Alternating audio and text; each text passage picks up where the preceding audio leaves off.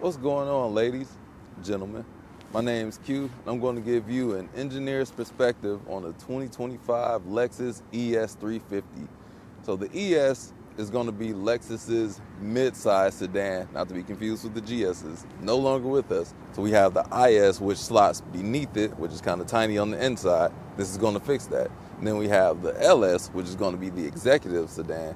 Go check out both of those reviews. I just had the LS last week. But the ES is a good middle ground, and it's going to be based off the Camry. So let's take a look around what we're going to have on it. Starting off in the front, we have this massive grille that I like. It's going to have 360-degree cameras all the way around. It's going to help you make it easier to park. We do have this $1,200 option with these LED headlights. Nice feature to have. And then they also turn with the steering wheel. Coming on to the side, we have the black wheels.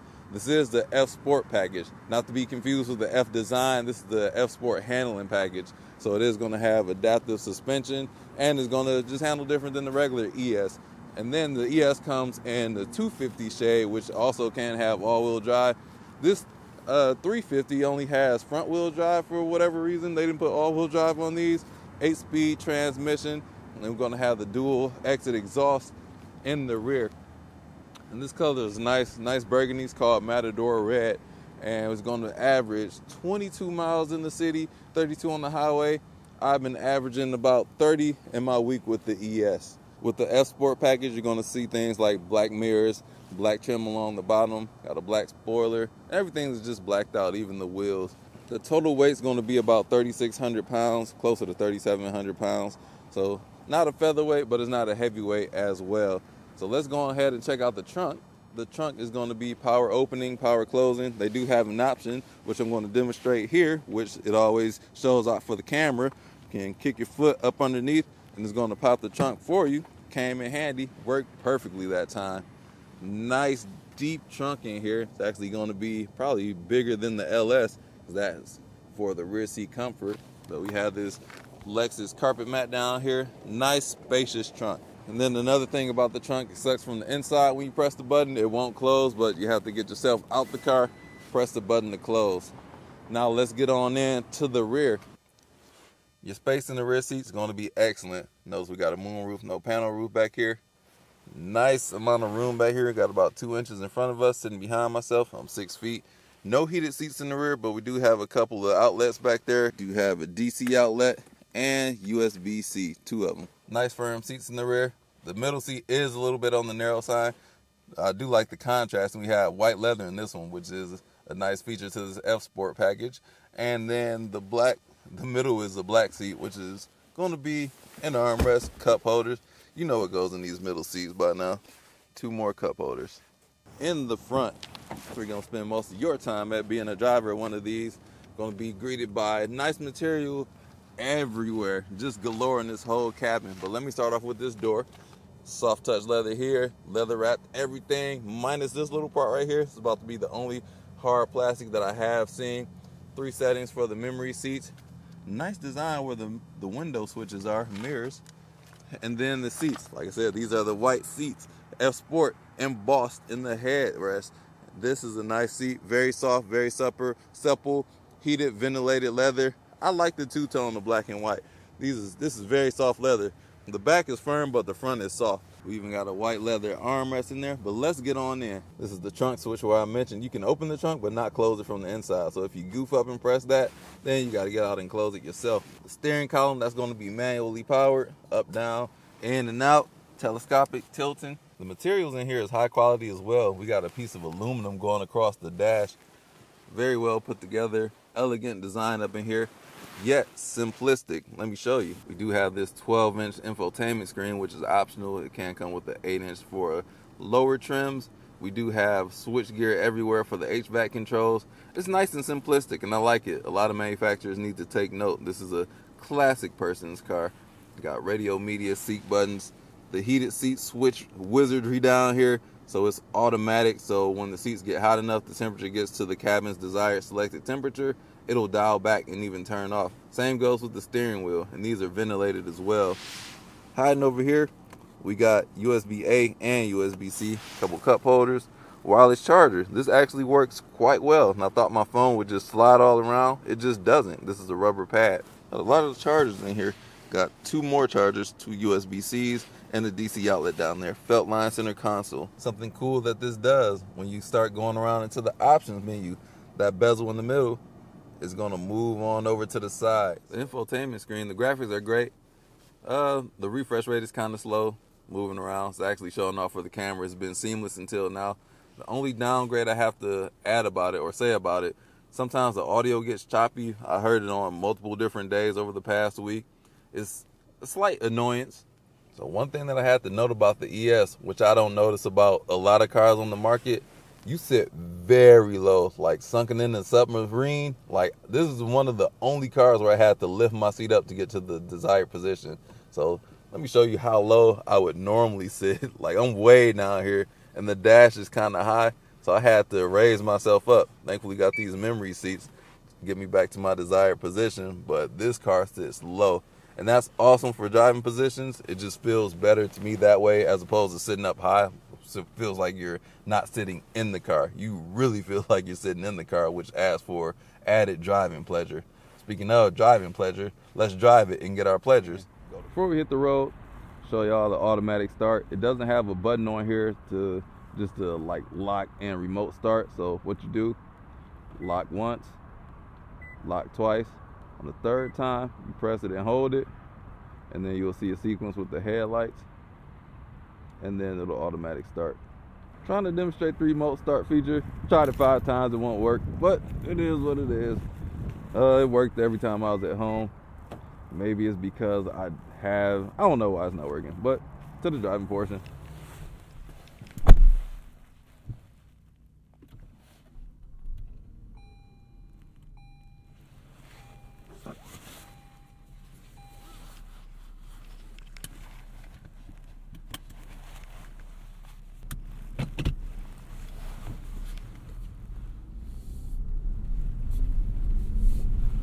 Try the brakes. Ooh, things stop hard. Test the turning radius. Snow still out here. Got the mighty. All right. Lexus, Toyota never disappoints. So let me not eat those words. Lock the steering wheel. And we have passed our turning radius test. So with that, it's going to be easy to maneuver in tight spaces like parking lots. Next, we're going to go on to our moon simulation, see how it handles bumps, soaks that up.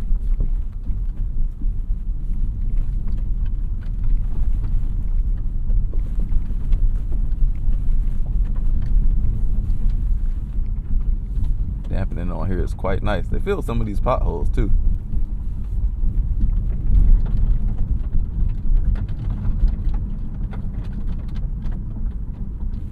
Sound deadening is pretty good too. Not on the levels of the LS, but for the class that it's in, this car has a really good sound deadening, serene experience as well. But the LS is just on another level, as its price would show you. That car is double the price as this.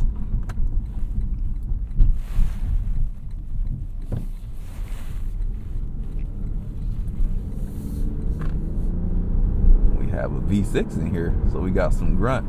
Going to rev out to about 6,800 miles, or not miles, 6,800 RPM. Nice size steering wheel. I do love the smaller diameter of the Lexus steering wheels. It's personal preference. With this car being front wheel drive, it's going to have dynamics of a front wheel drive vehicle. This is not a sports sedan. It does have some speed, which we'll get to in just a moment, but it's not going to handle like a BMW or a Cadillac per se. It's a Lexus, so keep that in mind. It's going to have speed when you need it, and it's going to handle just fine, but this is luxury minded first. Sport is probably 3rd or 4th on this list. Material is going to be fantastic, but this car is meant for the comfortable, quiet ride. Sound system in here is pretty good as well. It's not the best, as I noticed with mostly all the Toyota Lexus products, but it is really good. If you listen to certain genres of music like classical, the treble is there, but just the volume, the fidelity of that is not what I personally prefer. So let me go ahead, change those dampers. You see these little ears sticking out? That's to change the sport mode.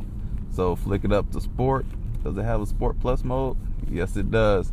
So that's gonna firm up the dampers, change the bezel down there on the display. So you see the red, means we're about to get aggressive. All right, we're gonna come to a standstill. See how we launched the front wheel drive. Wheel spin. See how the cluster turns yellow when we get the red line? I like that. The revs get up there. And this exhaust and this engine sounds amazing. So I wish more cars had the V6s. This is a lovely sounding V6. Responsive as well. Let's take it on the highway.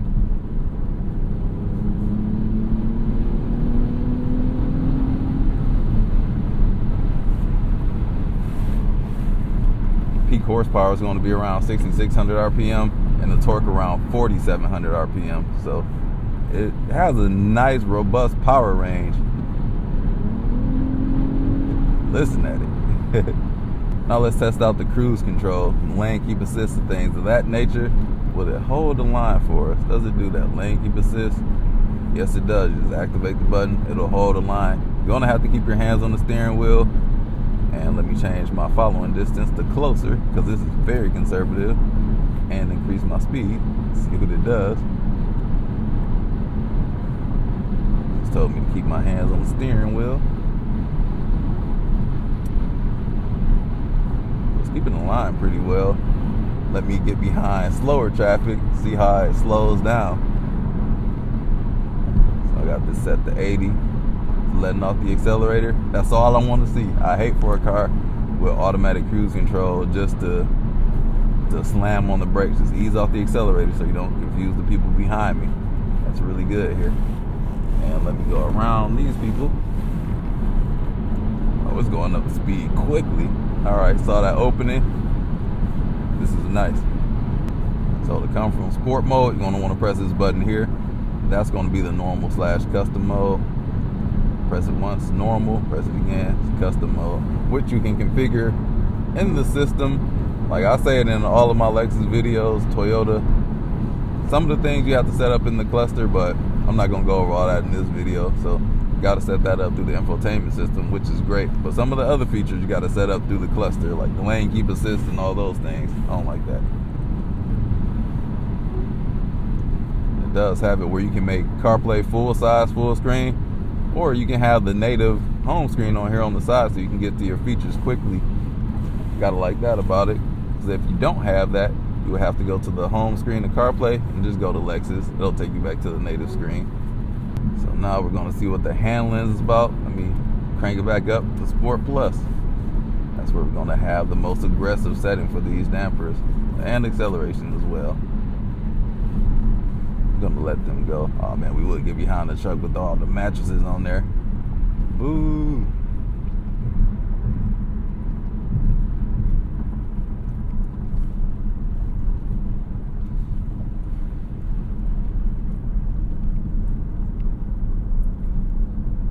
Not a bad handler as well either. Got some roll to it, but it's not the worst. Not the best either, but it's competent. Not bad at all. You'll enjoy it. Keep in mind who this car is for. Ooh, got that grunt. I like that. Going back on.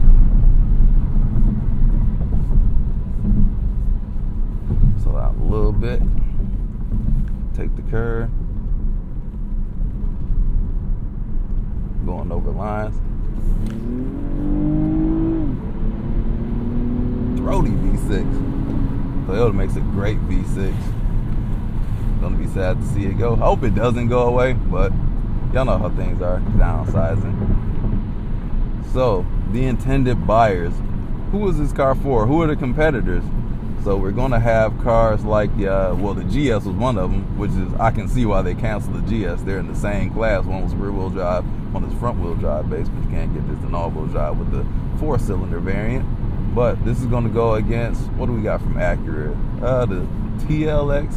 You're going to have like a I wouldn't call it a 5 Series. I guess it would go against a 5 Series, but not directly. They don't directly compete against each other, but they're in the same size vehicle, but the class a little bit off. And the starting price for these is about $45,000. You can option it all the way up to about $60,000. Like I said, this one is $57,000 total MSRP with all these options and features that we have on here. Dial it back to normal mode, slow it down. Very comfortable, smooth, quiet on the highway. Amazing daily driver. This is all the cars you would need. 300 horsepower, that's all you need in a front wheel drive car, because you will overwork the front wheels, and this has it. So it's got the power on the straightaways when you need it, because you know physics won't let you be great in a front wheel drive unless you have some wizardry going on with the suspension. But this doesn't have that, because that's not what it's built for. Man, who's the American competitors? Maybe a CT5. CT4 is much smaller. Lincoln does Lincoln not make cars? What is Lincoln doing? I would say the MKZ would be perfect, but yeah, that's not out there. The Infiniti, yeah, they don't have cars. Lexus, y'all got the land to yourselves. All right, ES is wide open. Not many competitors, but the TLX, I guess. And that's more on the sports side. This is more on the luxury side. But that's all I got to say about that. If you got any questions, drop a comment, let me know. If you own one of these, tell me about your experiences in the ES.